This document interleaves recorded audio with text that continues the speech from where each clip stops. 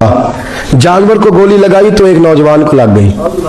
अब वो चाहता तो भाग भी जाता, लेकिन वो बच्चा उठाया उसने, उसका घर मालूम किया, घर गया, घर वालों को बताया कि मुझसे गलती हो गई।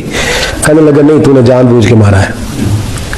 कहने लगा वो तुम्हारी मर्जी है। केस लगा, उसको उन्होंने फांसी का हुक्म दे दिया।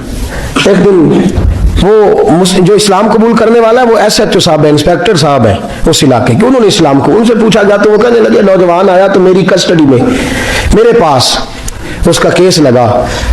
मैं जितने दिन वो उसकी तफ्तीश करता रहा, मैं देखता कि वो बड़ा धीमा है, नमाज से बड़ी दिलचस्पी है, दुरूद शरीफ से बड़ी दिलचस्पी है, कुरान पाक से बड़ा प्यार है और बातों में बड़ी मिठास है। और कहते हैं जब मैंने उसको कहा एक दिन कि यार तू भाग रहा था, तुझे क्या जरूरत पड़ी थी मुसीबत को गले डालने की, मुझे पता है तुझे गलती से हुआ, तू पहले जानता नहीं तेरी दुश्मनी क्या होगी।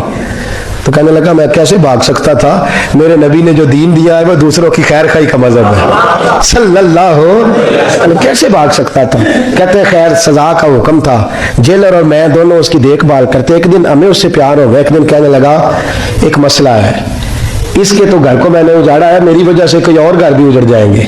कहा वो क्या। कहने लगा कई लोगों की अमानतें मेरे पास है, मेहरबानी करो मुझे 2-4 दिन का टाइम दो, मैं वो अमानतें दे आऊं, या कुछ लोग हैं मेरे जानने वाले उनके सुपुर्द कार हूं। कहते हैं हमें उसके से प्यार हो गया तो हमने उसको जाने दिया।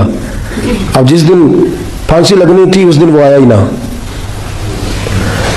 अब वो जो काजी साहब थे, जज साहब थे, उन्होंने कहा कि फांसी लगेगी उस जेलर को जिसने जाने दिया है। तो ऐन वो टाइम जब जेलर को फांसी लगनी थी वो नौजवान भागा हुआ वापस आ गया।